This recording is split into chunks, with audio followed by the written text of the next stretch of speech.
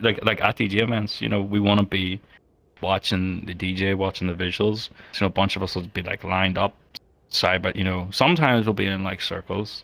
We can look around normal like that. And usually, if I'm in like a circle, I'll probably turn the mirror off. Hmm. But if we're all like side by side, Hello, everybody. Welcome to Metaverse Degen. It's Lion. Unfortunately, there'll be no Raptor today. He's in the middle of work pushing grain on a tractor. So, with that said, I am here, joined by an old guest and an old friend. And who are you?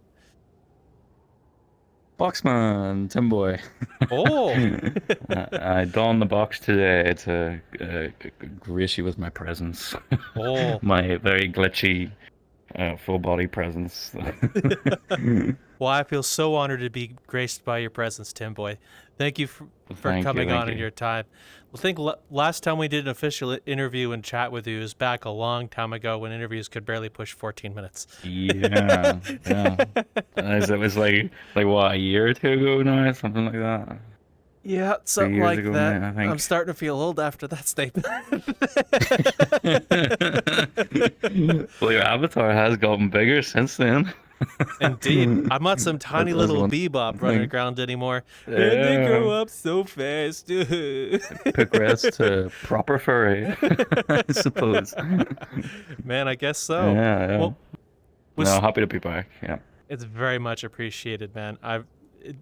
Genuinely, you're like one of the first people to reach out that would watch your channel that came on. Be honest, I think you're among like the Yeah, early yeah, yeah. first couple of people to come on. Yeah, yeah, yeah. That's true. I love podcasts and I love VRchat, and I went looking for those very early on, and yeah, found you guys, a couple other ones, and yeah, yeah, it was great content to see people doing that kind of content. Hmm. Especially then, there wasn't very much of it. There was only a few. Now Hmm. there is a lot though. Yeah. Well, honestly, I'm one of the few people that's excited to see all the podcasts for VRChat come out.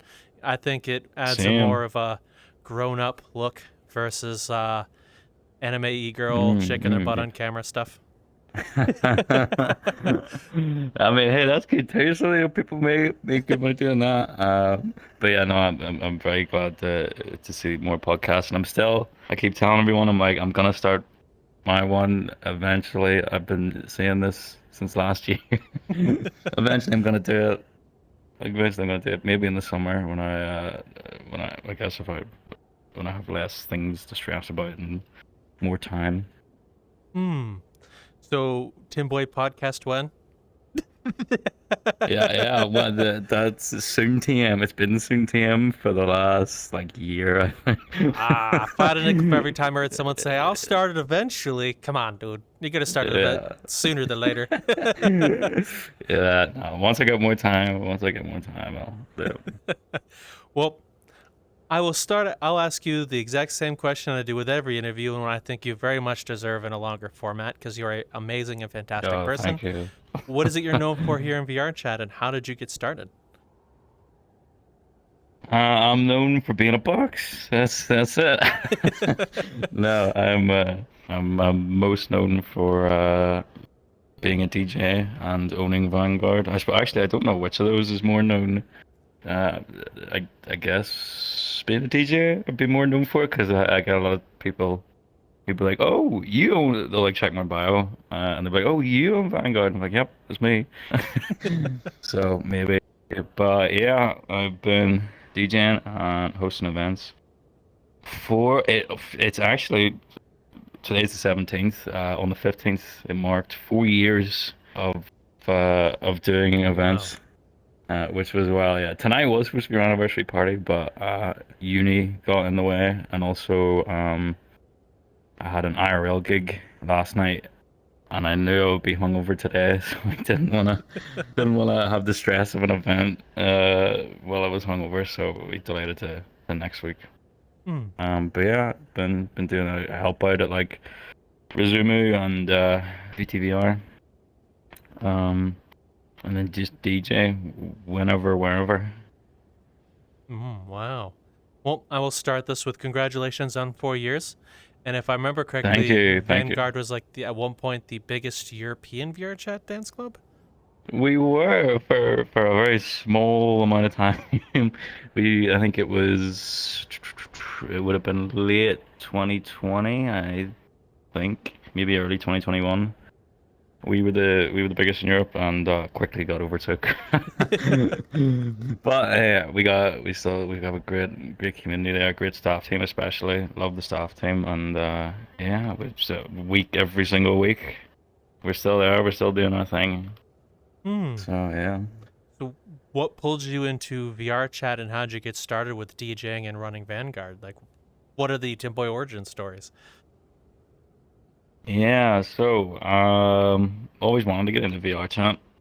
I discovered it I think 2016, 2017 maybe. And didn't want to play it until I got VR, like an actual VR headset.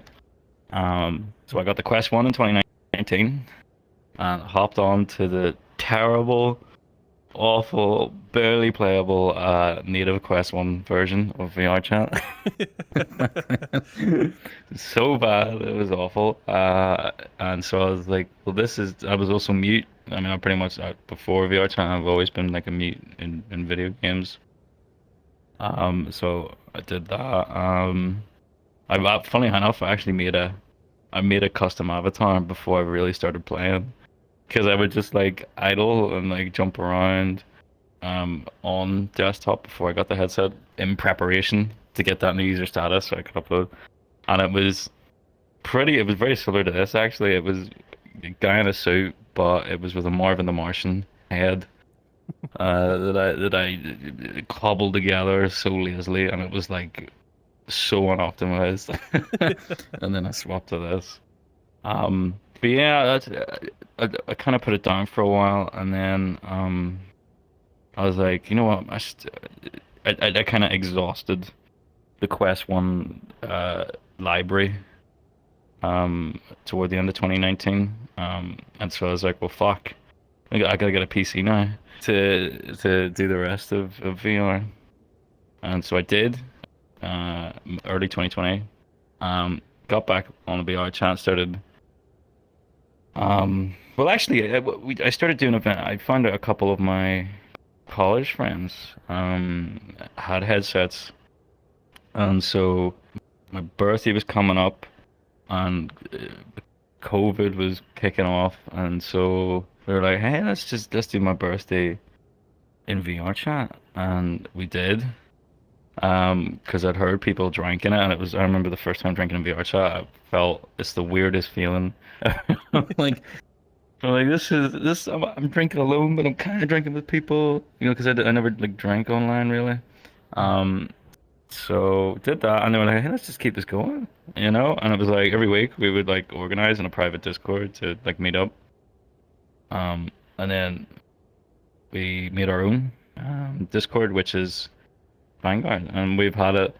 It's 15th of May 2020, and we've had it ever since. It has survived a couple raids and things like that. But we're still going, still here, and yeah, the event stuff. One of my friends in those early days brought me to MVP, Miami Vice parties, and I was like, "Whoa, this is fucking cool," because I'd already been a DJ. And I was like, "Okay, let's." I I think at the time it was just Resume, GDVR, and MVP were kind of the big ones. Didn't know about Resume and GDPR either, and I was like, okay, well let's do this, but for like European UK time, because it was really late for us that one, and yeah, that's how Vanguard started. And it was literally at the start, it was because I couldn't figure out how to DJ in VR, so it was just putting like YouTube links in, and Mm. then eventually Twitch, and then VRCDN. When I remember the specific moment I discovered VRCDN, I was like, this changes everything.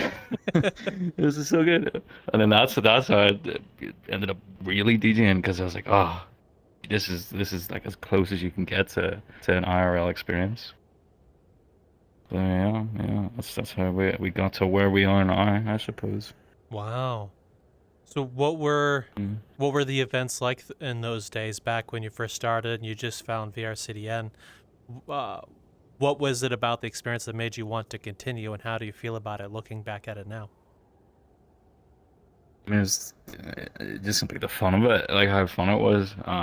Especially like the DJing, because I always wanted to be a DJ, and it just never worked out properly. And then all of a sudden, I'm like, almost, I can stream it almost real time. I can have cool visuals in the back, play whatever music I want in front of crowds, and they enjoy it. And I'm like, what this? I mean, just that alone is what kept me here the most. And then yeah, just responsibility for Vanguard and passion to like put on good events, Mm. and keep it going. You know, I didn't, especially like after the first year, I was like, okay, this I gotta keep this going. I really don't want this to die. Because and now, after 4 years, I'm like, well, now I really don't want to die. Because I'm like, well, what was the point of all those years of effort? And it's like I gotta keep it going. So yeah, I will keep it going. For the fun of it and the passion of it. Really hope to get a new world Mm. soon, TM. As is always the case when it comes to me. Will it I arrive do at have the a same design time for a new as your world. podcast? That's a very good question. Well, technically, yes, it will arrive soon, TM, which is the same as the podcast. Technically the same. Yeah, yeah. We'll see. We'll see. Oh, so what was like at the time Vanguard started becoming more of a public thing and not so much parties with your friends? What was the community's Mm. response to Vanguard, like the European scene, looking at Vanguard during the age of when clubbing wasn't so as large as it Was is now? there? Yeah, yeah. No, those early days, it was definitely different. Um, like for the people that did join, then it was very much like their first time just doing that kind of thing, discovering it, and so like people loved it. Especially with having a like European friendly times. People are like, oh, this finally there. This is I was sick of getting on so late, and then not being able to stay for very long at the American ones. So that definitely drove me a lot to get bigger, improve, and do all that. And like the biggest thing was I really wanted to get our own world because we were just like hopping around public clubs. Hmm. And that's what I think it was. Well, it would have been, I think, about a year and a half in. The wonderful Hans, shout out Hans, our original world creator, came to me and was like, "Oh yeah, actually, what was it? I think he just wanted the role world creator in the Discord because he was a world creator, and I thought that was him applying to be our world creator because I mean, that was the point of the role. And he was like, "Oh, I didn't mean that, but sure, why not? I'll make a world for you." I was like, "Oh hell yeah!" So he done a great job for that. And then after a couple more years, come on, tracking. After a couple more years, then it started to become a little bit outdated. And Hans was very busy with IRL stuff. So we got the wonderful realmless to create the world we have now. And no, it's not too dark. It's supposed to be like that. People keep complaining to me. It's too dark. It's supposed to be too dark. Yeah, it's supposed to be like a real club, purely illuminated by like stage lights and the visuals. Hmm. But yeah, I love our new. I couldn't believe my eyes when I first popped into that world. Hmm. And I made it. I was like, "Fuck it, I'm making a trailer for that." I put together a little trailer with my bare bones cinematography skills. Yeah, but we should be getting a new one soon for the our weekend events that we want to get back into doing. I feel like quoting an old commercial. I'll be dead before we get a new podcast and a world. Cool Ranch commercial. Hopefully not. Hopefully that does not be the case. Hopefully we can get at least one episode out and the world out before I die. I'm only busting your chops a bit. I do have a. Oh, I know. So, what was it like when you first hopped into your own world? What was the feeling like for you seeing Oh, Vanguard? like especially that very first world that we got. Is like, even just seeing like the concept art. It was like I was like, this is happening. I can't believe this is happening. And it was even better that we were getting it done for free. You know, and I remember like every step of the way, I couldn't stop saying thank you to Hans. I was like, oh, thank you so much, thank you. Because I was very grateful, and yeah, it would like especially stepping into it, like even the test version of it, like when it still wasn't fully done, like the basics were there, and just like especially in like it's a thing, especially in VR, because you could go in and you look at it for the first time on desktop, and you're like, oh, this is cool, but it's not like like physically stepping into it. You can like you're like, whoa, this is our place, you know. Hmm. So that was, and then it was the same with the new world, and I imagine for every world we do, it'll still be the same because it's like you have this idea in your head, and I'm terrible. I've tried making worlds. I can get the basics done. Like I can throw down some models and texture a little bit, but then everything after that, like all the essential stuff, cannot do. So yeah, I pay other people to do it. But that's, I mean, seeing your idea, having this idea in your head, planning it out, and then being able to physically step into it is, that's another feeling I love. Hmm. It's so good, and that's why I wish one of these days, again, soon TM, I'm gonna get really into world creation, and so I can get more of that feeling. Yeah. Hmm. You're really pushing the stretch on the soon TM thing, aren't you? I mean, everyone who's watching that knows me knows that it might as well be my fucking catchphrase soon. Yeah, I take forever to get around it. The worst procrastinator. It's all good. I very much understand having all this list of things you want to do and just be like, I got too much stuff going on to do it all. Yeah, I mean that's such a big thing. It's like especially the minute I'm literally about to graduate. I have my final essay to finish tomorrow. It's like I have to bang out like 3,000 words tomorrow, and then that's it. Then I'm done, and I graduate in at the start of July, and so I guess once I gotta try and find somewhere else to live, get a job, and then once I'm kind of settled, I suppose, with wherever I end up, then it should be a lot less stress. I hope. Anyway, I hope, and yeah, well, and also I'll have a normal sleep schedule so I can arrange things at normal times more consistently. Hmm. So, Yeah. wonderful question for you. What's next for Vanguard once you reach this new age of your adventure in life?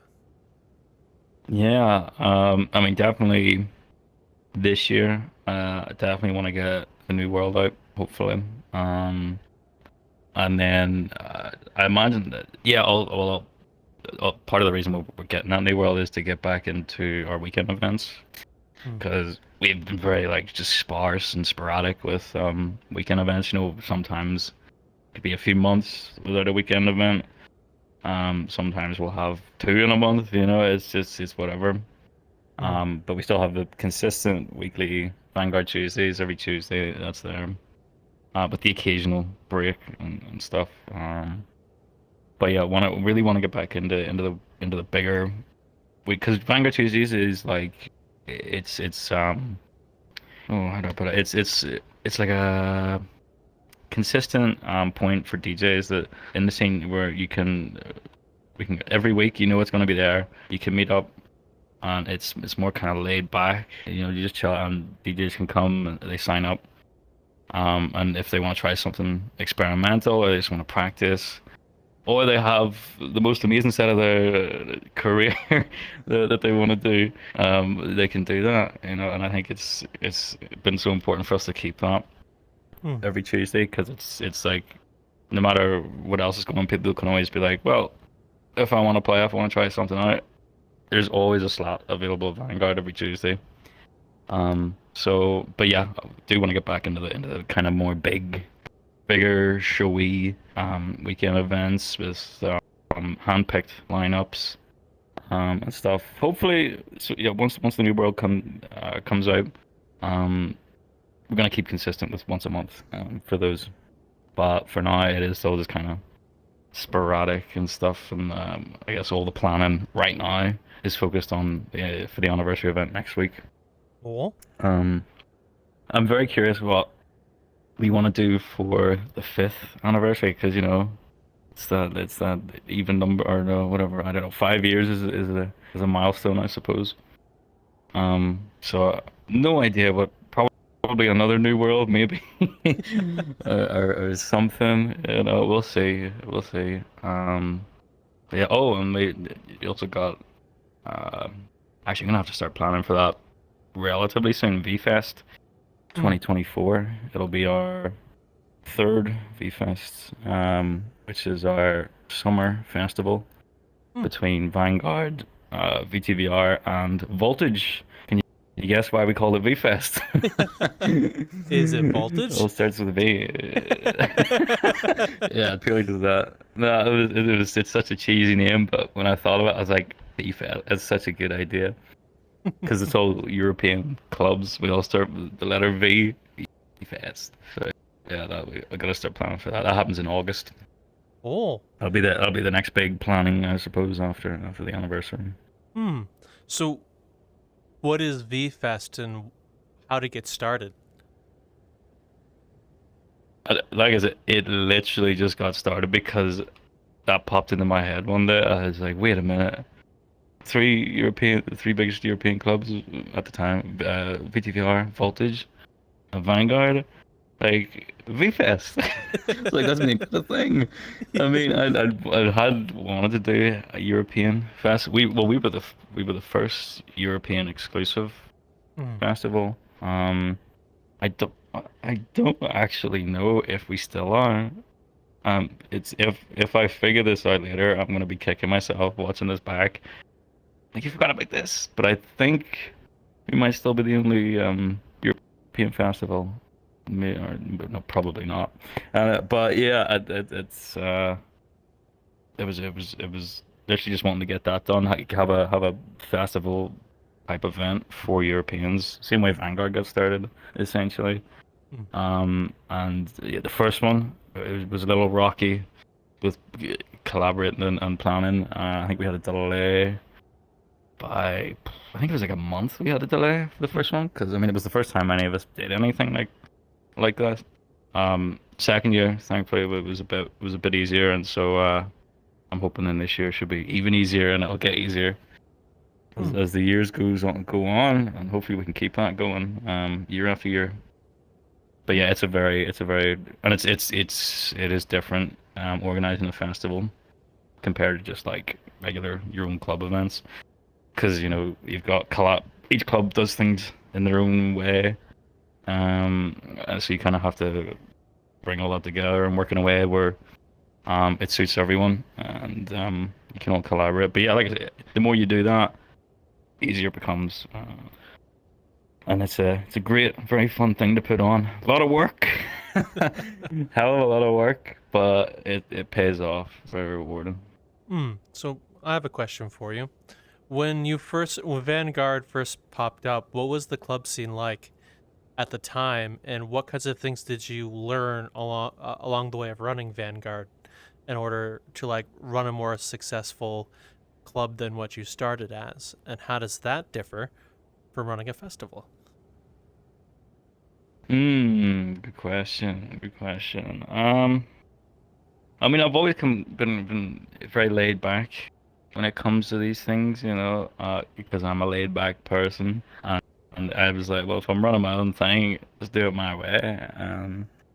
Yeah, it's kind of been the same in that regard. I'm like, we don't take ourselves too seriously.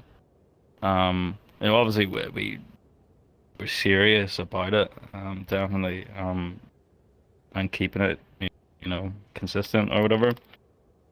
But it's not like, we aren't hyper planning things, especially like way like months in advance, It's like most of the time, I mean, well, Vanguard Tuesdays kind of runs itself because, people can sign up each week. We have to update the slots every couple of weeks.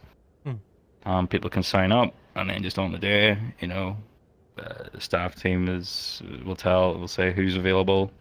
Usually, I'm always hosting the last two slots, and then just cycle between hosts of who wants to host the first two. So it's very, there's like minimal planning, and the posters kind of the same every week. We just change the lineup. So it runs itself, which I'm so glad. I mean, definitely that's different to how it used to be, because we used to do one event every weekend, whether it was a Friday or a Saturday. It was every weekend, and then I would personally go and handpick and reach out and book DJs that I wanted to play it. And then I would do that, and then I would do the poster, do all the like advertising and stuff for it every single week. And I remember I was doing it for like a year or two, and I was like, oh, I'm fine with it. I could keep doing this, no issue.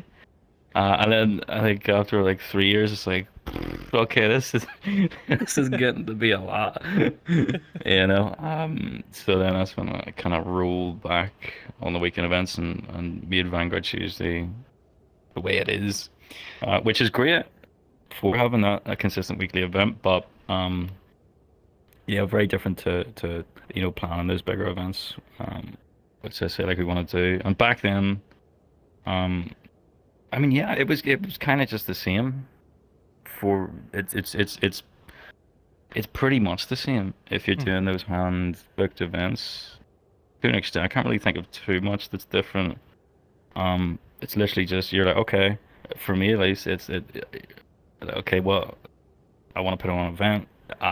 Is there going to be a theme, specific genres? Who do I think would go? You put together, you're like, oh, this DJ maybe be good opening, and then this DJ after that, and then this DJ for closing, and then you reach out to them, and sometimes they're available, sometimes they're not, and then if they're not, you have to kind of rearrange the lineup and stuff. Yeah, it's honestly for me at least, and to my knowledge, it's pretty much the same as it's always been. Maybe like with there's more VJs on the scenes that do the visuals, so that's evolved a little bit more. Like sometimes people do events where a VJ is required for each DJ. So sometimes the DJ needs to bring their own, or they'll get the organizers will find one to pair them up with. Or sometimes DJs just will bring, like if you book them, they'll be like, hey, is it okay if I bring this VJ for my visuals? And then you have to coordinate with that. That's a more of a different thing compared to back then. Okay.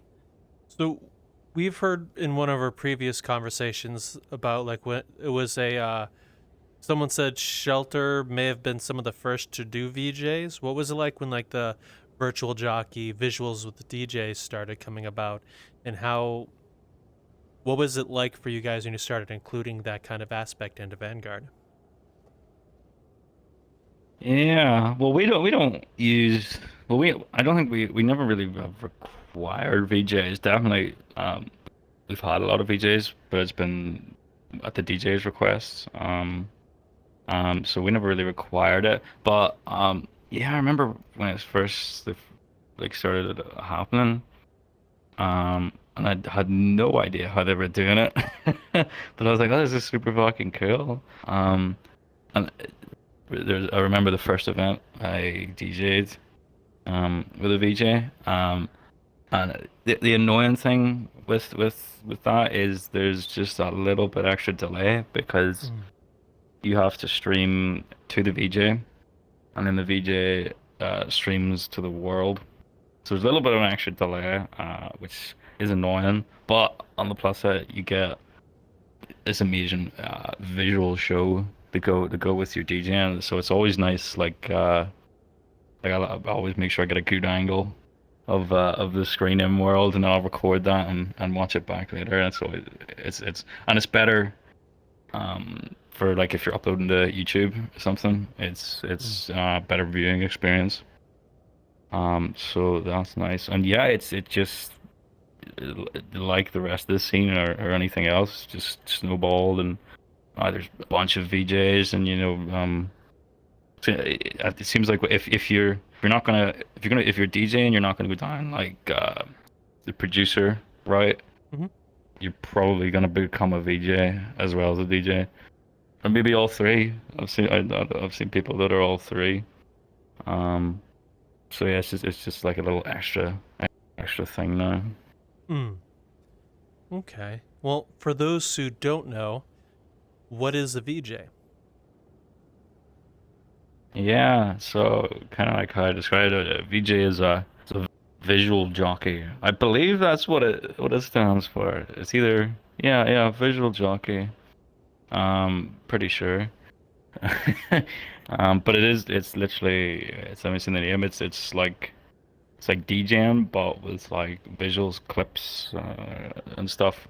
Like you'll some people VJ and DJ at the same time, Mhm. which is wild. I mean, I feel like because I did learn a little bit about I could technically VJ, Mm. but I would want to do it with like a MIDI pad or whatever it's called, Mhm. where it's kind of like a DJ controller, but it's just these pads um where you can like change the visuals and stuff. So I feel like I would do that more. Wait, what was the question?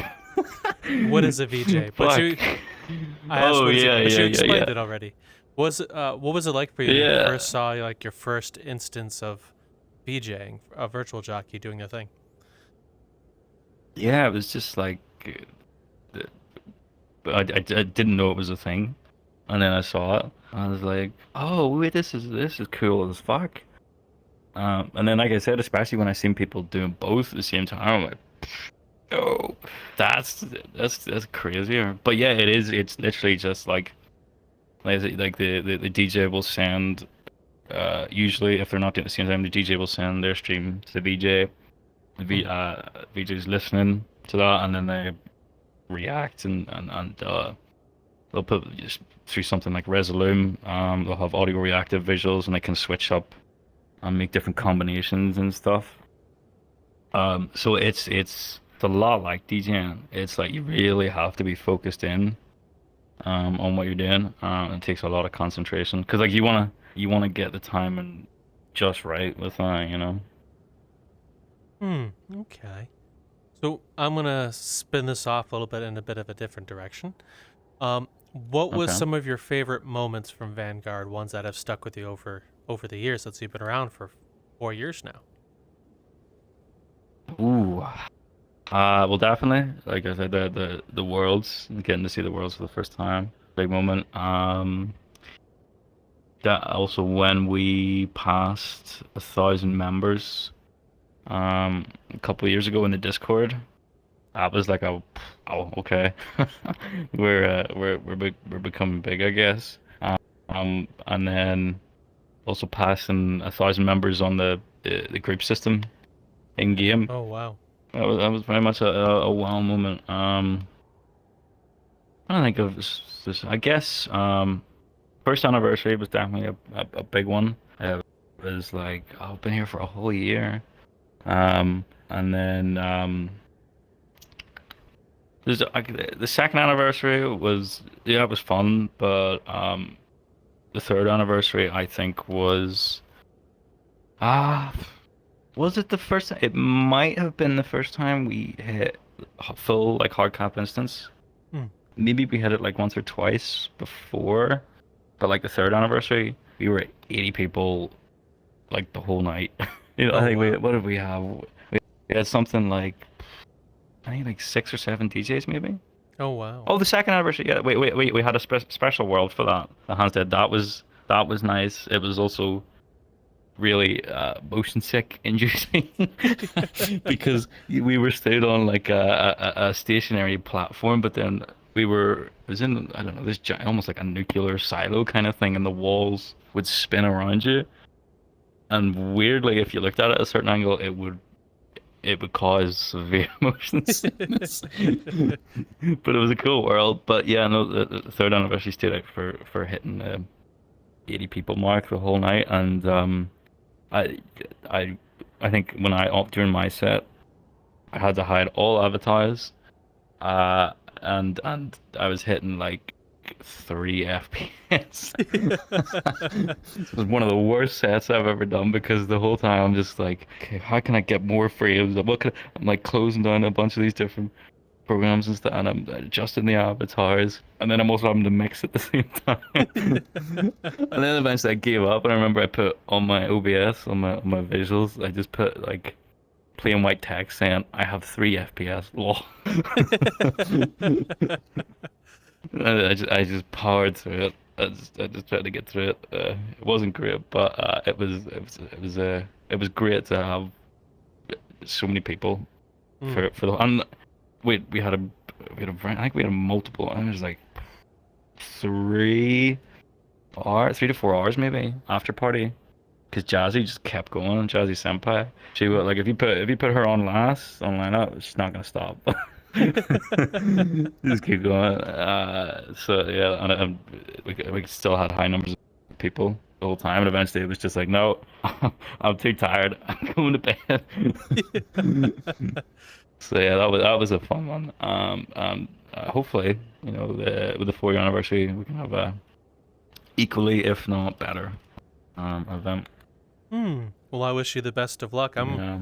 I'm quite impressed to see you around for 4 years. Most VRChat groups don't usually last that long, but I know there are some VRChat clubs that have been around forever, like Razumu as an example.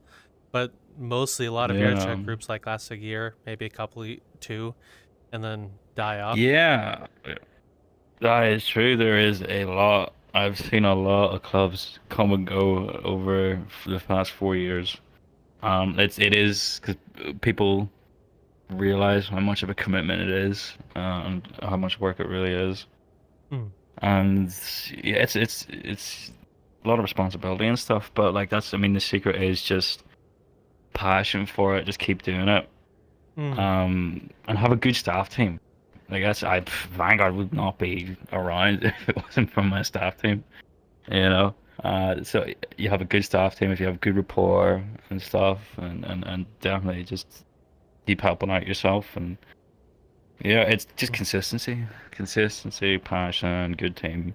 Because like it's been sad because there has been so many really cool clubs that have come and gone over the years, and so sometimes clubs will make like a comeback. Maybe it's like just a temporary thing, or it'll permanently come back, But there is a lot. I mean, like even that, like now, who knows how many clubs there are now? Like hundreds upon hundreds. It's if not maybe even thousands. If there's 1,000 clubs, I honestly wouldn't be too surprised. It's just a lot, and yeah, but it always fluctuates because they do. Some start up and then they finish. Yeah. So yeah. Hello, just real quick. I'll only take a few seconds of your time. In the description that way, you have a card, metaversedegen.card.co. We have many links down there for you to come check out. We have an X link, which is with me. We have a Discord where we hang out and do stuff all the time, as well as a Patreon link, where if you wish to support us, you can. Where there's also a show and another podcast separate from Metaverse Degen, which we have available to our wonderful members who signed up, such as Niche, Training Fangs, Aliquum, and Forbidden Zero. Thank you all. You're all amazing. Enjoy the rest of your video. I won't take up any of your time. Based on the previous topic we were talking about before, like all the clubs that are no longer existence. I remember whenever I go world hopping, I find a bunch of shells of what was once a VRchat music club. There's one that stands out. I wonder Ah, what the group was like. You're like on a ship similar to what we're on now. You're in the middle of the ocean. You see yeah. like giant kraken tentacles wrapping around the ship and Whoa, everything. what? Audio reactive. It was one of the sickest worlds like What? a year or so ago that I saw. That I thought was dope, but I didn't know who it was connected to, didn't know anything about it. It was just Yeah, a world. just like abandoned. Do you know what it was called? I don't remember. Like at the time I was just world hopping. I just wasn't world hopping for any specific reason, so I didn't remember or save it. I was just like, wow, this is cool. Next world. Fuck. Yeah, no, I don't doesn't sound familiar. But yeah, I mean, I'm sure there's a bunch of just old worlds that are just lying dormant. I mean, the old Vanguard worlds are doing just that. They're Mm. lying dormant. But yeah, like clubs that can't think of any specific examples. But Oh, definitely yeah, like because why? Because like if you there we go. Um, I can't if you shut your club down, like maybe some people would want to like pull the world, but to me, mm. I'm like, well, just keep the world up as like a nice little like memory, or just like open if it isn't already opened up, open up so other people can use it, maybe. Yeah, you got a good point there. There is one club that Raptor mentions all the time that he enjoyed was the Vault. I think it's what it's called. What was that? Is that VOLT Yeah, yeah, vault? yeah, yeah. Where like a hand pedestal, you put it on to Uh, open the door. yeah, that was actually one of the first worlds, if not the first world, that we held our events in. Oh, Because it really? was like at the time it was the best world for that at the time. Super unoptimized, super laggy, but it was the best world for that because you could. I mean, there was almost like an instance of in-game VGN with that world because they had like a little panel where you could change some stuff. You could put out smoke or fire, change the lasers and the colors and stuff, which Hmm. was really really unique at the time. So that's why we loved doing that. And that's I mean in those early days, like the first few events we did, I would just like plop a link into the YouTube channel, and then because this was before I figured out about DJing, and then I would just it would look like I was DJing, but I was just like playing with the visual stuff. Hmm. So that was the closest that we got to it. But yeah, that Well, was such a good world. Terrible world in today's standards, though. yeah, I'm Well, sure at not the terrible, day. but it's just like. I'm sure if Mm, its day it was like it's optimized well, but now it's just he's slideshowing you into there now. I mean, not just that. I'm pretty sure it was still unoptimized back then as standard. But it's like it's very much like a drinking world is these days, where it's like Hmm. big and multiple rooms, and there's all these different games and stuff, interactable objects. Whereas like traditional or like in our scene, like proper rave clubs. It's like you gotta get the most performance possible, so you don't want all these interactable, anything that causes performance issues. You want to minimize that, Hmm. but you also want it to look cool as fuck, and ideally just one room, maybe a separate room for like the spawn. Like we have the spawn like hallway and little lobby thing, but like you can't hear the music. There's like nothing going on there. Like if you want to experience it, you have to be in that same room, which is better for DJ and better for the event as a whole. So yeah, I definitely it wouldn't use it. Maybe one day we'll maybe do like a. I mean, I don't think there's many people around that really even remember partying in that world. So it might Hmm. not be worth doing like a throwback event. Yeah. Well, I've always wondered what was the community around the vault like, because I like now when you go in there, you can see all like the memorials, the placard of their goodbye, person who made it around the world. Was there ever a Oh. community surrounding it, or and if so, what were they like? Um.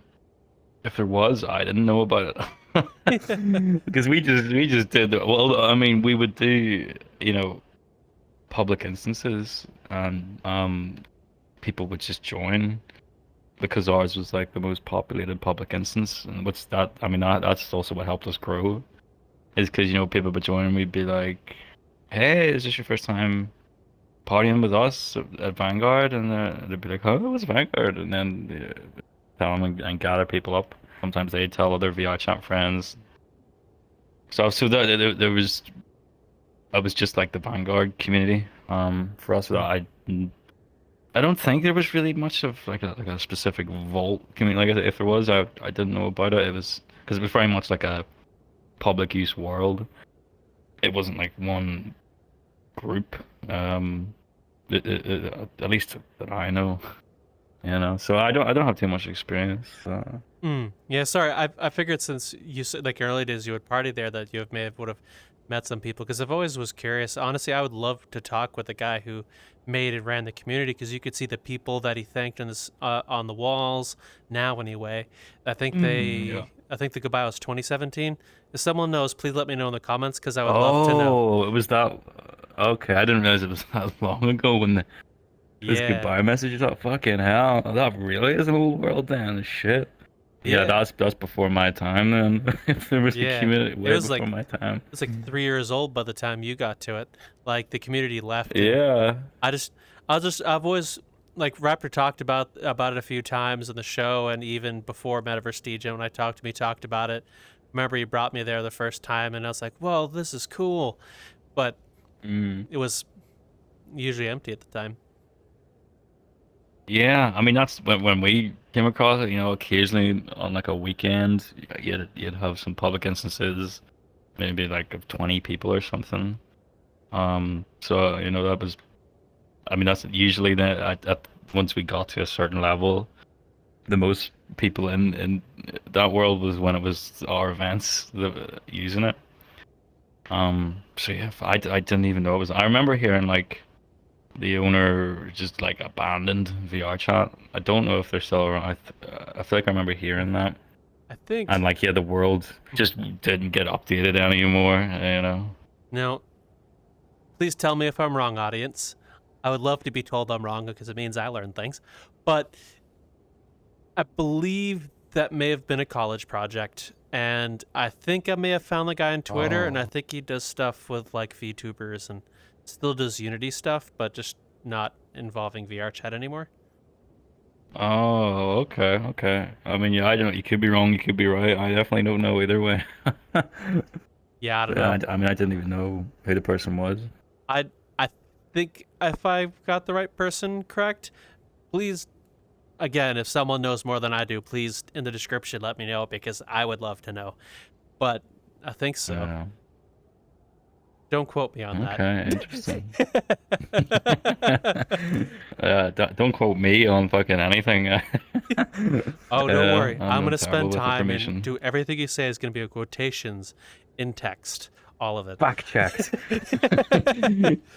Just every time if I say something wrong, just letters at the bottom of the screen, big bold capital. Fact checked. Wrong.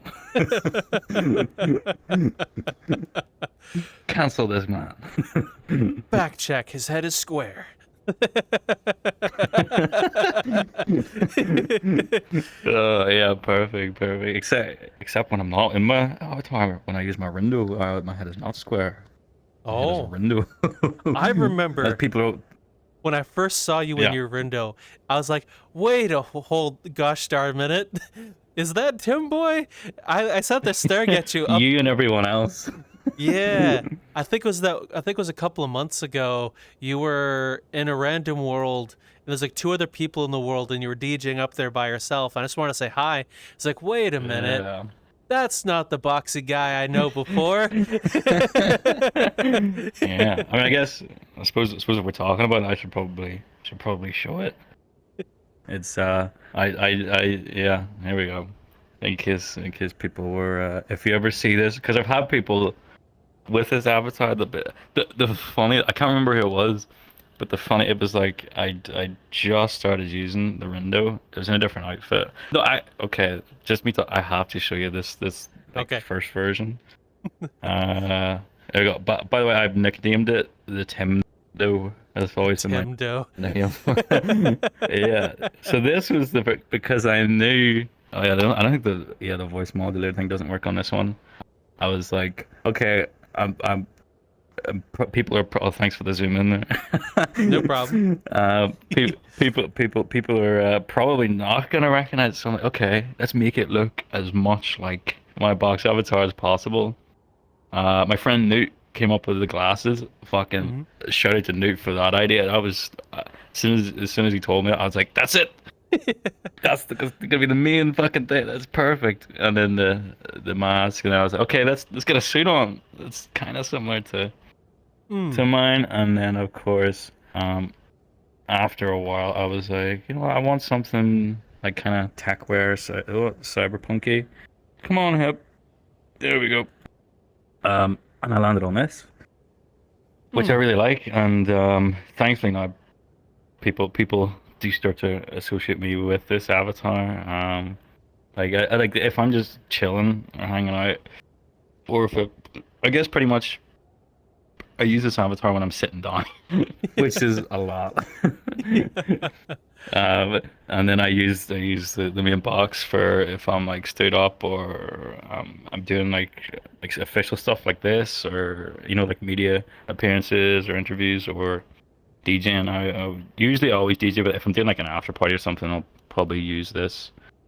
But yeah, so like, just speaking of limiting, my permanent. This is the last time I'm gonna switch avatars, so I'll stick back to this. But yeah, no, it was funny seeing people be like, "Wait, that's you?" I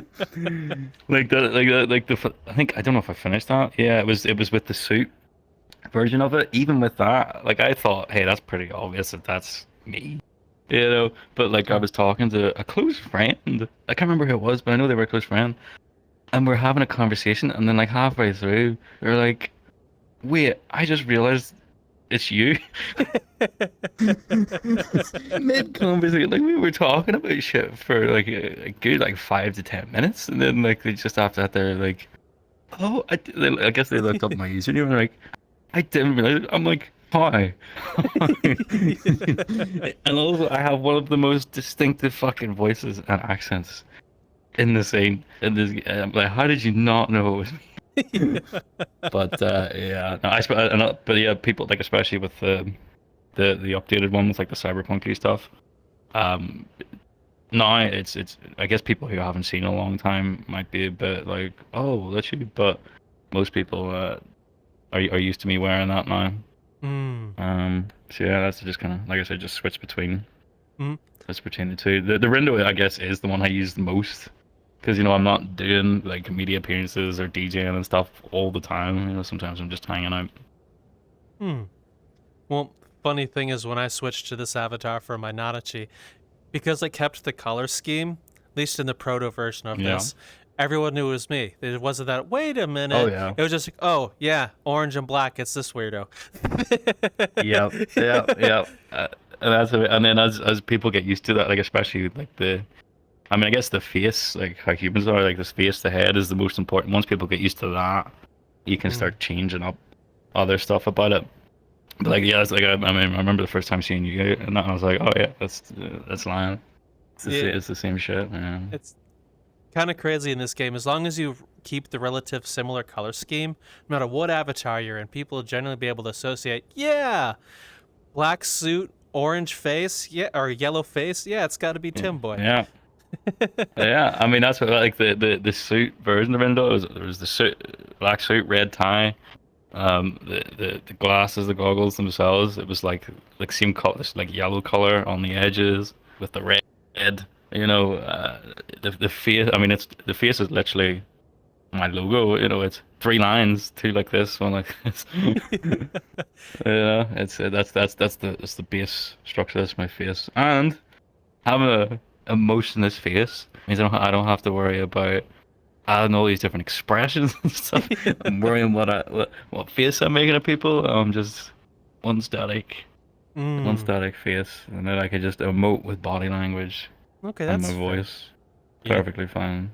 For some reason, this conversation reminds me of the first time one of our oldest friends in the group, Doris Strix, got full body for the first time. We knew him when we first met him Oh. as the desktop user, but he eventually got full body.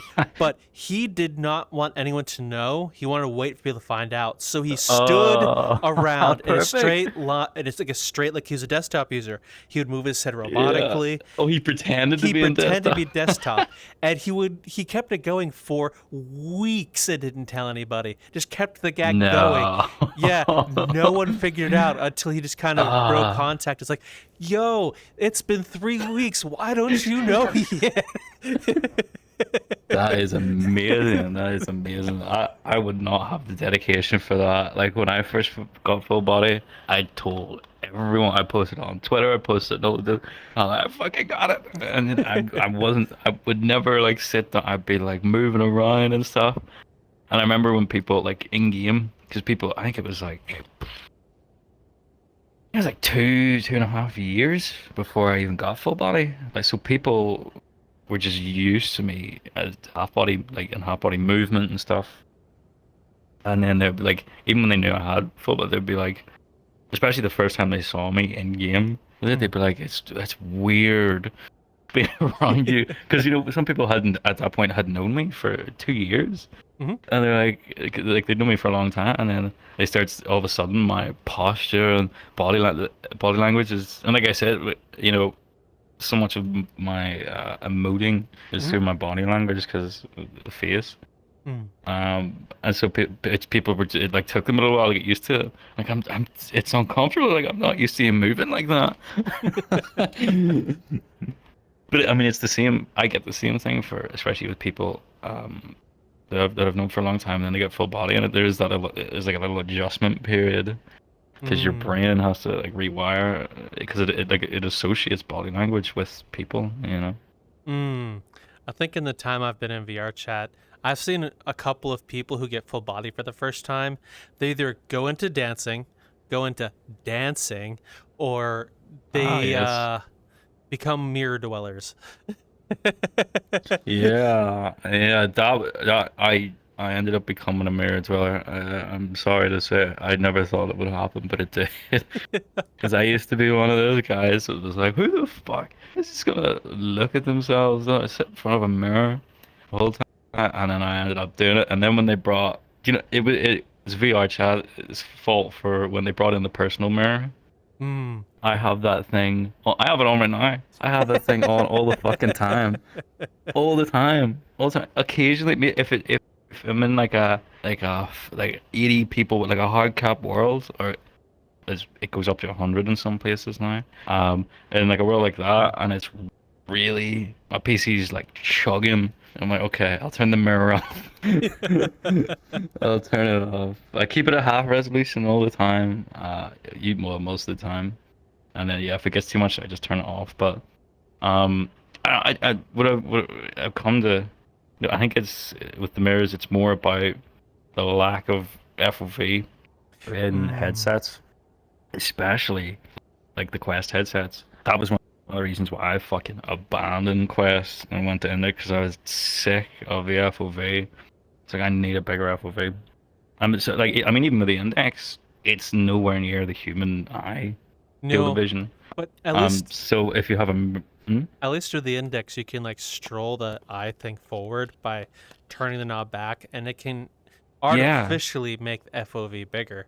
Although you'll be like kissing the lenses with your eyeballs. Yeah. if I get really drunk, that thing will be pushing against my fucking eyeballs. Because it won't bother me. But like if it's just on a regular day or whatever, or especially if I'm like stoned, I'm like I just keep it as close as possible without it touching. But like even still with that, having a mirror, especially if you're like at DJ events, we want to be watching the DJ, watching the visuals. So a bunch of us will be like lined up side by, sometimes we'll be in like circles. We can look around normal like that. And usually if I'm in like a circle, I'll probably turn the mirror off.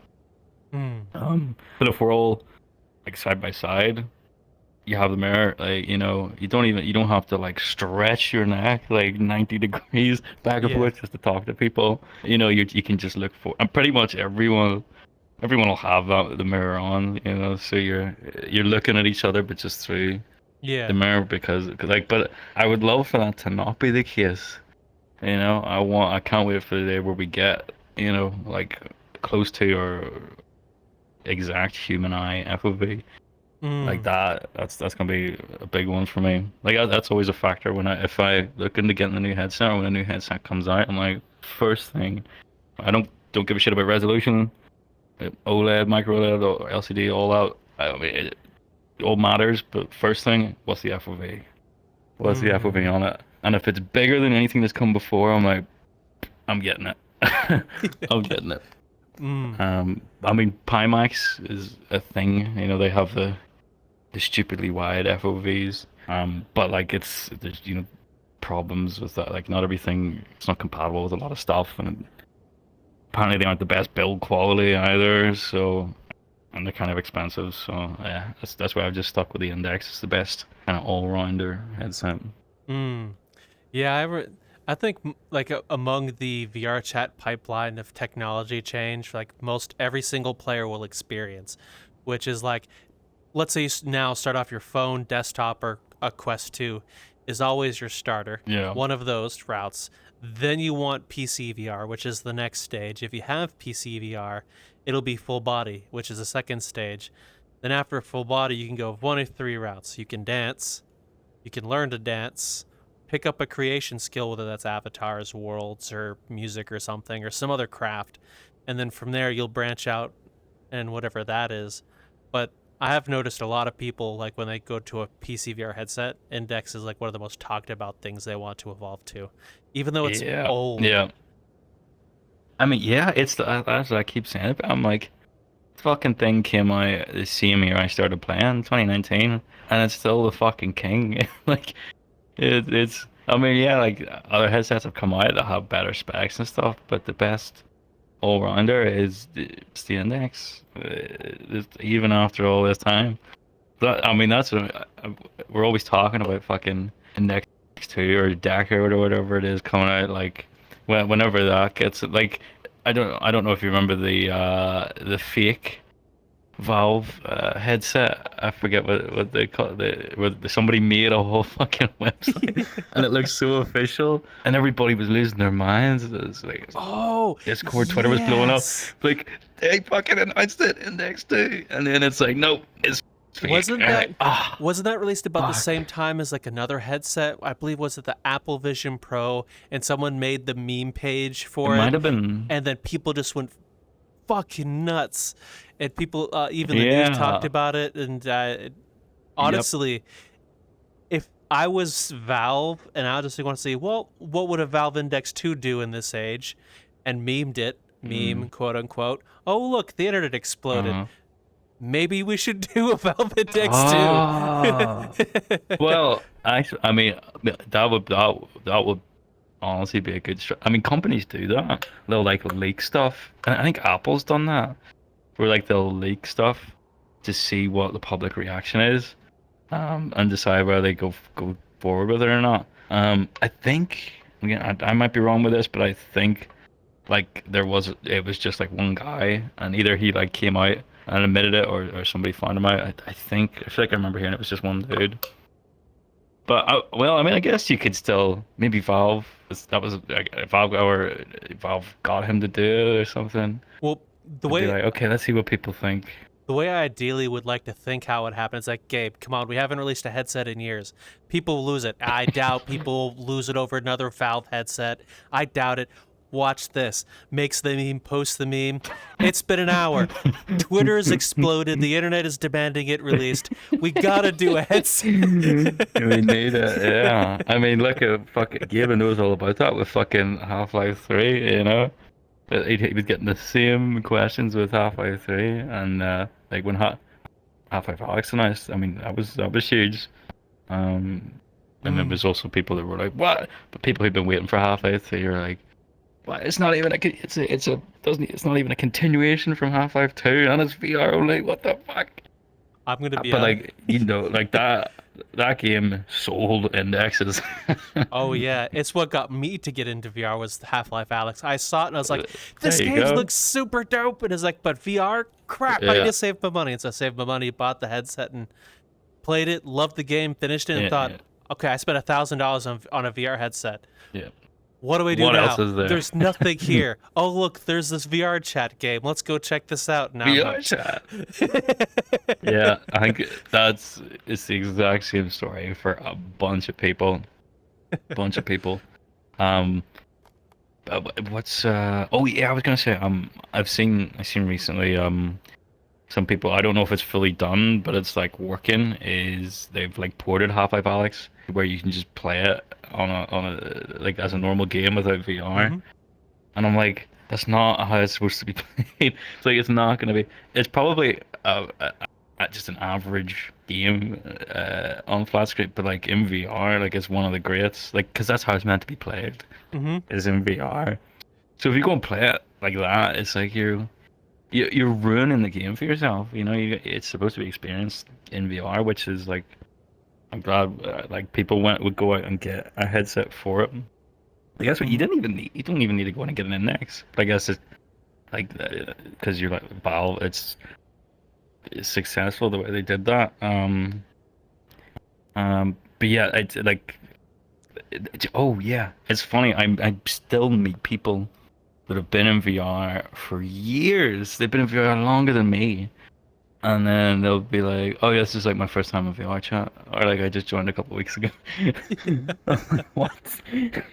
What the fuck? They're like, "Yeah, I just play it. I've been playing like a bunch of different like story games or like Pavlov or all these things." I'm like, and you just got like some people would be in VR for like 4 years. They have full body and everything, and I'm like, you just get a VR chat. How?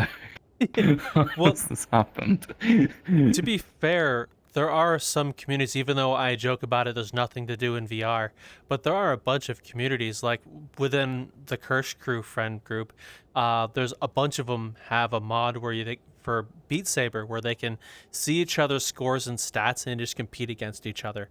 And they'll just like send Discord DMs dissing each other. Oh, I just surpassed you in this song, or I just beat you in this. Oh, look, your accuracy Oh. sucks, blah, blah, blah. And they'll compete. And there's like entire groups that do stuff like that. And I'm not surprised. See that? Yeah. I mean, no, I'm not surprised either. But at the same time, I'm surprised is like, well, what at that point, like if you have a community going around a VR thing, why would you not just start like you could play VR chat so you can just hang out as a community? Hmm. That I can understand. Like especially if uh, your community is a VR thing. You know, why would you not have like, okay, it's Friday night, whatever, is VR chat night. You know, like, Yeah. Well, crazy to me. Crazy to me. to be fair, it's like most gamers, regardless of console, don't really have Discord. Discord's like synonymous with gaming at this point, but there's lots of people Mm. who've never used it before. Hell, you can even get Discord now on your new Xbox consoles. I haven't still that Yeah, anyone uses Discord. So with that, that is yeah. that's kind of a That's a point. good point. It's I guess VR chat is the Discord of VR. Yeah, Maybe. I think. Because yeah, there's a lot of like gamers who don't use Discord now. Mm, I think VR chat's the closest thing to like a VR chat social media platform you got, and it's just Yeah. really good at it. But you also got to bear in mind social media isn't for everybody. But VR chat's one of the Mm. social media that doesn't feel like a social media site. No matter how much you try and Yeah. think about it, there's no box It's bubble. You don't really see people screaming at each other over politics. You may see people mirror dwelling and getting well, wasted. You'll see that more often than I've anything. I've I have been the person arguing about politics whenever I get very drunk. There's been plenty of times at the back of the club where I get super drunk with someone. We'll start talking about like politics or something. Well, But I never thought it was someone I'd be like, mm, I don't mean everything I do. I'm always like joking around. yeah. You know, I don't take myself too seriously. But it does have some people though. I have seen some people get like really like Twitter. What would you even call it? Like Twitter fied. or something, like in the middle of a conversation, and then you'd be like, okay, let's just calm it down. We're here to have a good time, you know. Mm. But like, yeah, it is very much like a social media. I mean, especially now, like, you know, we have the announcements thing you can do, which I guess is like posts, but it's more like for official events and stuff. You can technically message people, you know, if you do the whole invite thing and send messages through that and then reply. So I still really want VRChat to do an actual messaging system, because I hate like I don't use Discord on my desktop ever unless I need Mm. to like copy and paste something, Mm. or upload something or download something. Because I don't like that I miss all the notifications, especially in VR. And I know there's ways to like get your notifications through VR.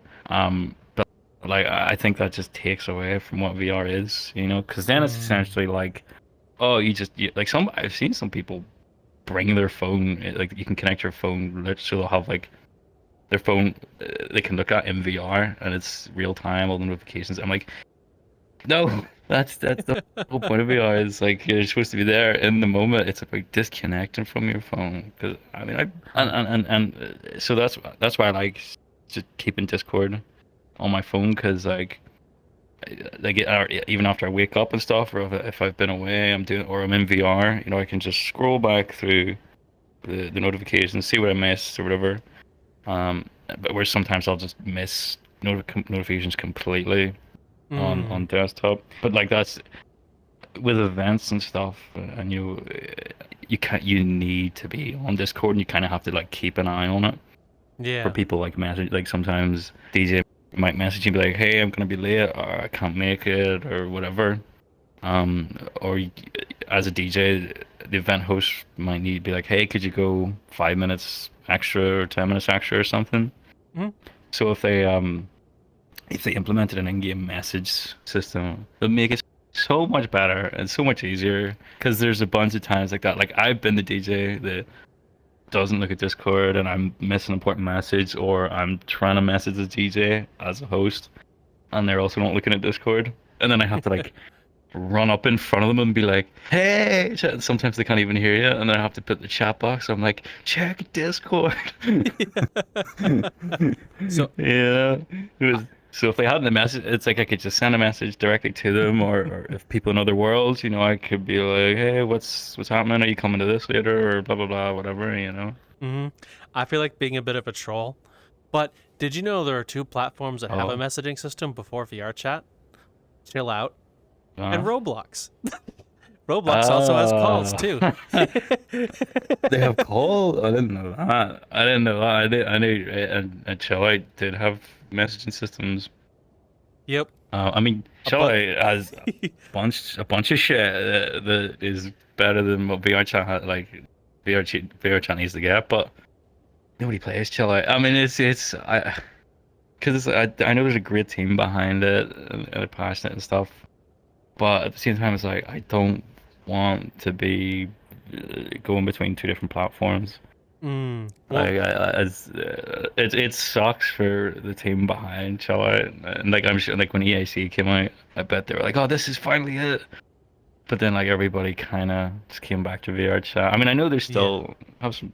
I know I some think people that still will do the odd event, like maybe every few months they'll do an event in Chile, but it's never as popular as the VR chat stuff. mm, I think almost everyone who thread I'm gonna leave VRChat because of EAC, they almost a good chunk of them came crawling back to VRChat like a Yeah, I like mean, like the ex you broke everyone. up with. It's like I miss you so much. Yeah, you're like, oh, I can't be without it, can't be without you.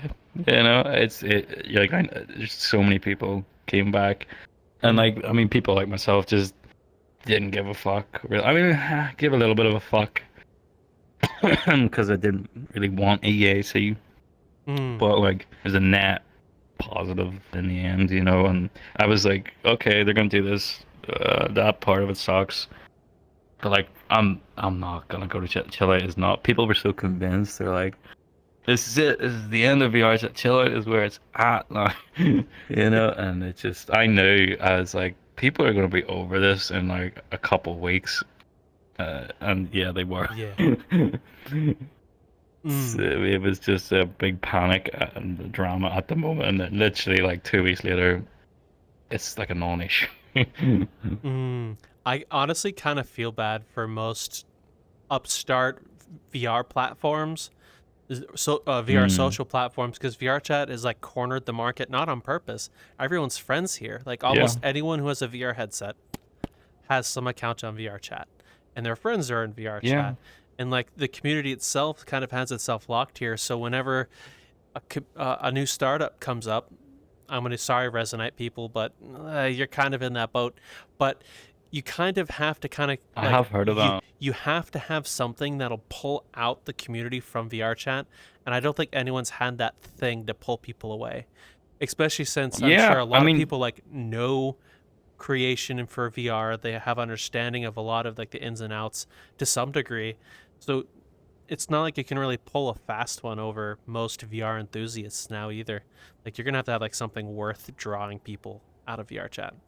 Yeah, and I mean, this is exactly it. And the closest thing to another VR social platform getting the market, or at least getting a decent share of the market, was the EAC stuff. And like, that's as close as it has ever gotten, might ever get, you know. And even with that, like, that's like, yeah, chill out. And Neos at the time, which is no longer around, like they had all these super cool fucking features that VRchat didn't have. And even with that, even with huge chunk of the player base going over and trying it out, and it had all these extra cool features, even with all that, it didn't even make a dent really in the VRchat market share, you know. The way I kind of saw a lot of the media coming out of like VRchat people leaving VRchat for chill out is like people going to chill out, wow, look at these great things you get to messages, guys, isn't that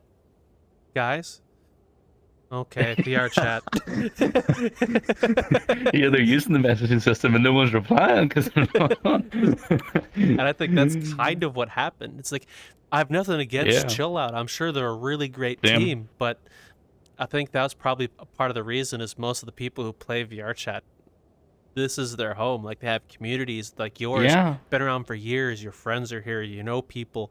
You like there's an investment. You can't just up and ditch that. No, and so like there's a bunch of people that said they wanted to leave for whatever reason, but again, there's investment. You can't like pull people out unless there's a good reason. Yeah, it's too much here. It's too much established, and a dramatic more amount of worlds and higher quality worlds.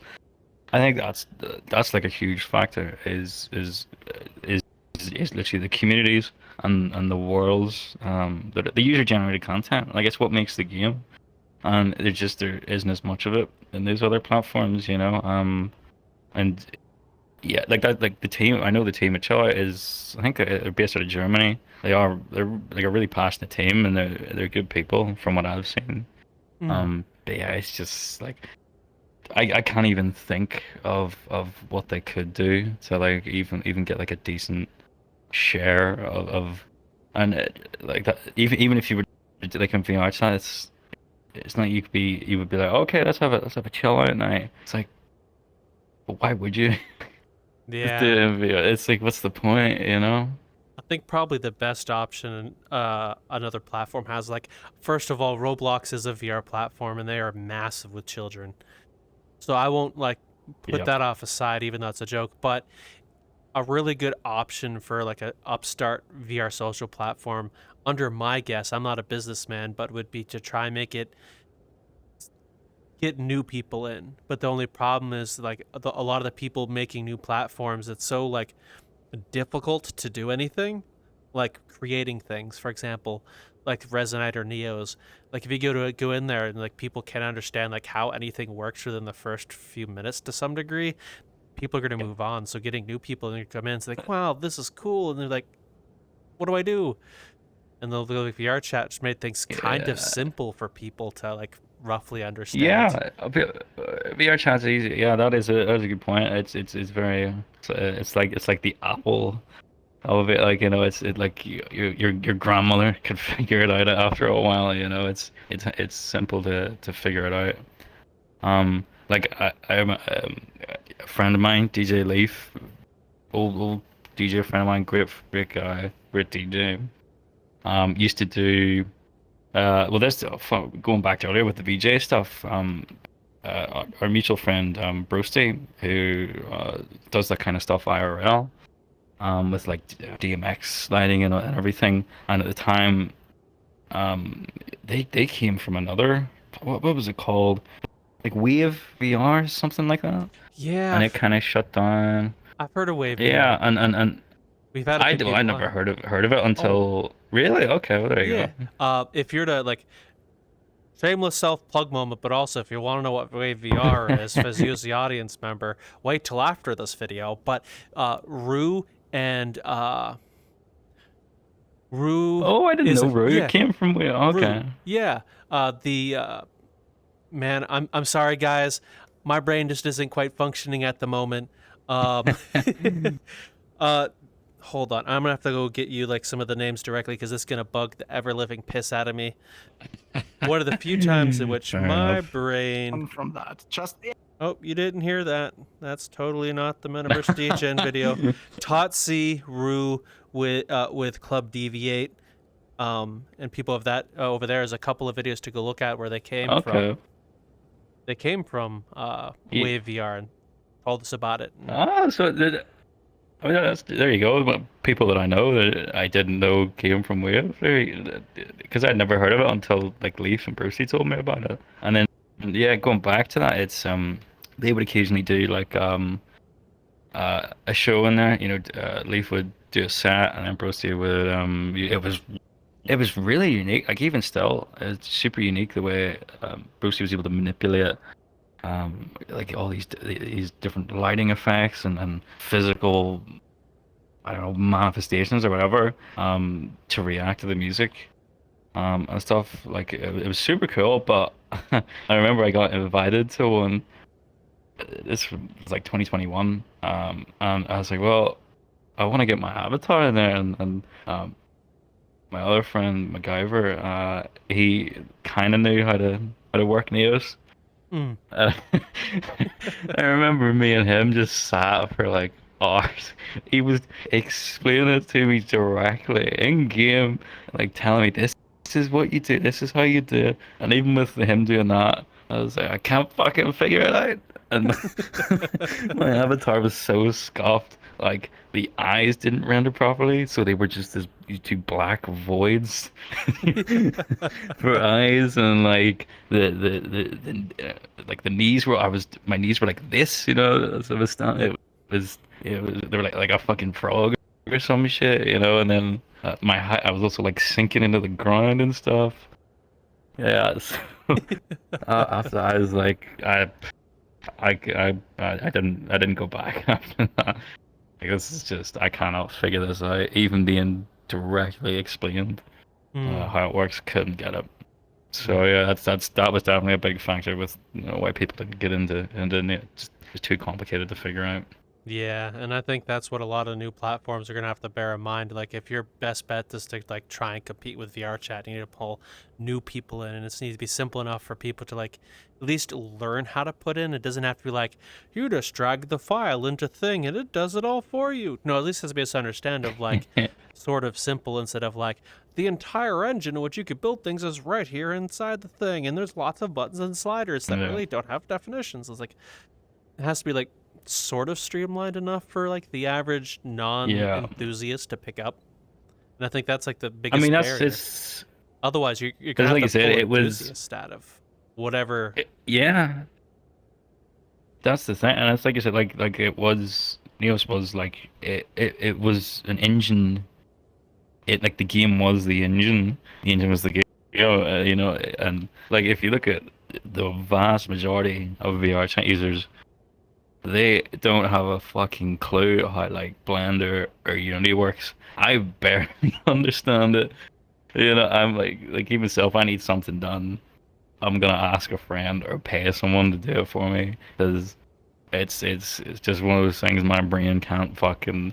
My brain's like Music DJing, yep, fine. We know how to do that. The technical stuff with Unity, it's like, nope, we can't do this. Shut down. Mm, So I mean, it's when the platform like almost kind of requires you to know how to use that, like how Neo said. mm, You know, like VRChat, you can just hop in, go to an avatar world, find an avatar, or if you start making friends, they might help you out or show you or just make something for you, you know. Um, so that's definitely a bigger mm. factor.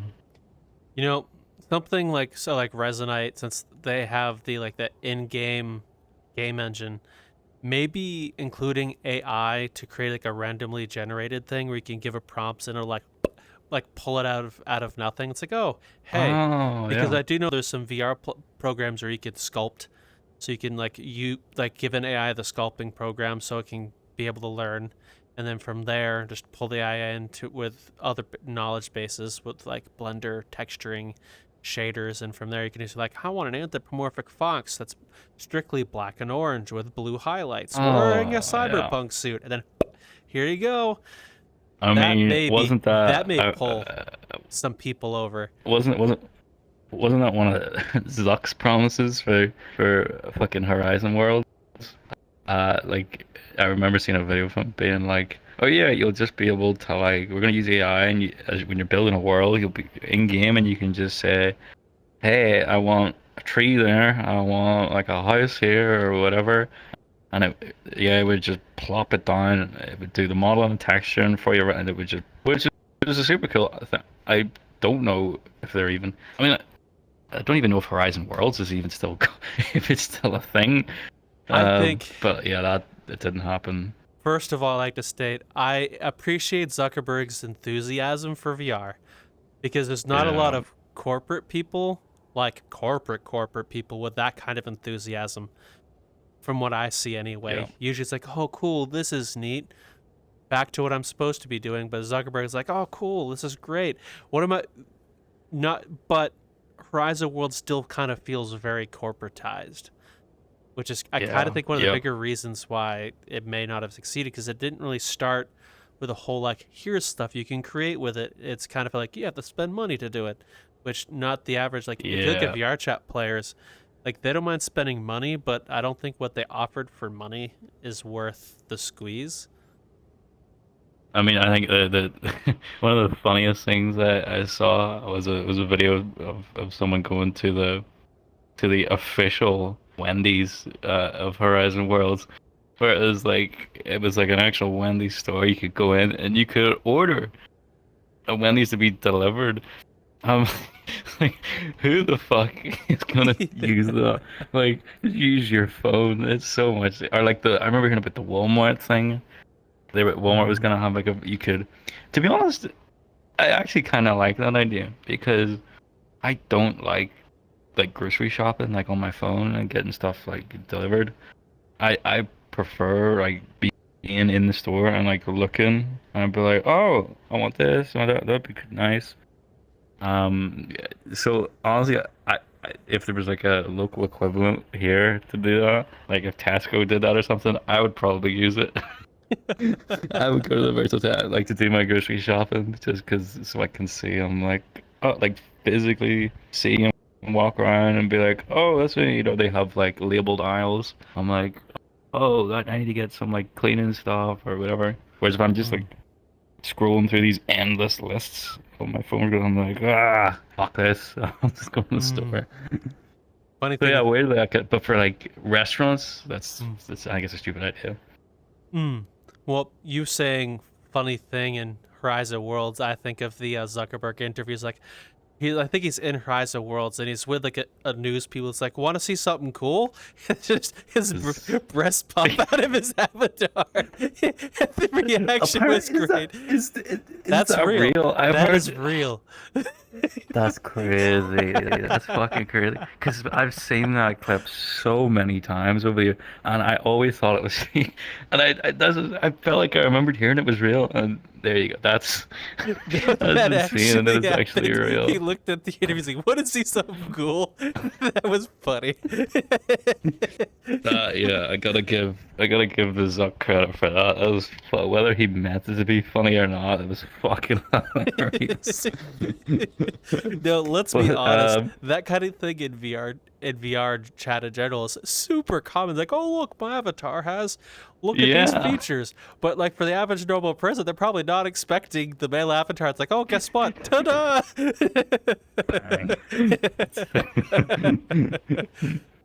I mean, yeah, that's like what happens here. It's kind of like I have avatars where you can change the fucking breast size and stuff just on a whim. You're like, hey, and people are like, oh yeah, it's normal. Mm. But yeah, for like normies watching that, oh fuck, it'd be hilarious. But like, yeah, like you say, Zuck was. I think it definitely was a passion there. But it's just Meta is just a shitty company, and Mm. like they couldn't, no matter how hard they tried, they just couldn't like show up VR chat. Like Horizon Worlds was dead on arrival. Mm. It was never gonna. And then like the whole legs thing, where it's like, hey, we have legs now. No, that was just a motion track, or like body or more suit, you know, like the more with the ping pong balls. That's how they Mhm. captured that. I'm like, the technology is here. It's existed for years, and you did that. And you're like, Yeah. we have legs. No, you don't. That was a pre-recorded animation. The funny thing about that is it's like you do realize every current social VR platform, Chill Out, Neos, VR Chat, has Yeah, everything has had it legs and full body for for years. years. And For they years, acted it's like it there. was new. Yeah, and it wasn't even real. It's like, how do you? I mean, like, sure, that had to be the fucking nail in the coffin. It's like Well, once people figured that out, it's like, what the fuck are they doing?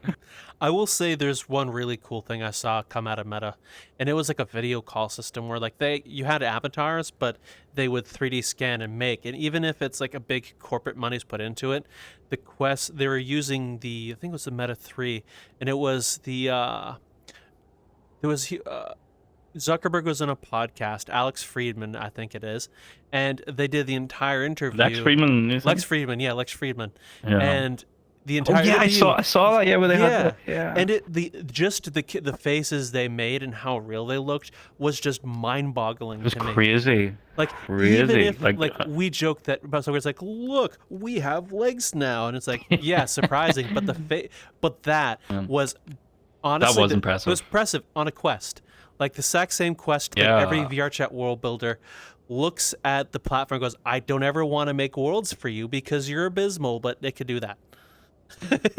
yeah. Like that's it. I remember saying, I'm like, wow, that is fucking crazy. And like I remember Lex, and then he's like, this is insane.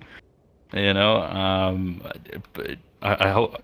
Well, I know the Apple Vision Pro has a similar kind of thing to that. It doesn't look anywhere near as good, but it's there. It kind of works. That I would.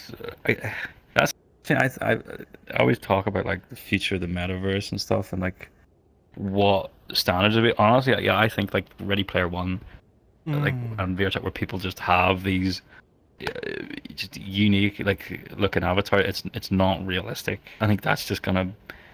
I mean, there's gonna be those people, or maybe people will come in like if it's really easy to get a realistic looking avatar.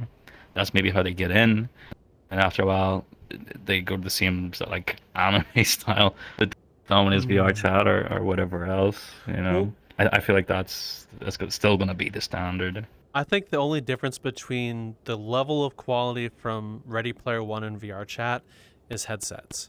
Like I'm sure if you got rid of the screen door Yeah. effect and you could do a lot more powerful and just run things as they are, VR Chat would look not 1-to-1 because it's a movie, but pretty damn close. Mm. Oh yeah, like I love. Let's. I've talked about this before, where I love worlds that look realistic as fuck, but then they also have an aspect of like this one, for example, it looks fairly realistic as a ship, but it's like, you know, we're floating above these fucking mountains over here. It was like the mist and stuff and these cool seals. And it's like, you know, it's rooted in reality, but it has that VR aspect to it. Like I love to see worlds like that. Like not just especially club worlds, but like worlds in general. You know, I like it to look realistic. But avatars, I don't think there's not as much of a need for avatars to look realistic. I very much agree. But it's cool. It's cool when they do. I agree. Well, I'm gonna wrap things up a bit, but I will Yeah, no problem. leave you with one question, and then where can the audience find you? We'll start with, where did you get your name, Timboy? And where can the audience reach out to you if they wish to reach out? Oh, it's a really complicated question and a complicated answer. It's such a long story. Let me break it down for you. My name is Tim. I'm a boy. Tim Boy. It's as simple as that. I mean, it's literally it used to be Mr. Timboy, which is my old gamer tag, and then I just shortened it Timboy for the DJ name, but now that's just what I go by. Okay. So yeah, and you can find me I'm just at DJ underscore Timboy on everything pretty much. That's where you can find me, you know, Twitter or X, and Twitch, YouTube, Instagram, which I don't really use, but I'm on there. Yeah, just everywhere. And then of course Vanguard is at VRC Vanguard on Twitter/X, and Discord is discord.gg/VRC Vanguard. And the group, if you give me a second, I can never remember the thing. It's vrcvg.0054, and I can give you all them links and stuff anyway. Awesome. Well, with that said, check the Hoobly What's It right down there. You know, the thing that says a description, and then you click it says see more, click to see more, then you'll see all those links and fun things like the world we're in, which unfortunately is private right now. That'll be disclosed later. But everything you need is right down there. So with that said, I would say do the thing, but instead I'll pose the audience with a question. If you play VR, what was the first thing that brought you into VR? What brought you here? What made you buy a headset? I'd like to know. Tell us down below. With that said, see you in the metaverse, folks. Bye-bye. See ya.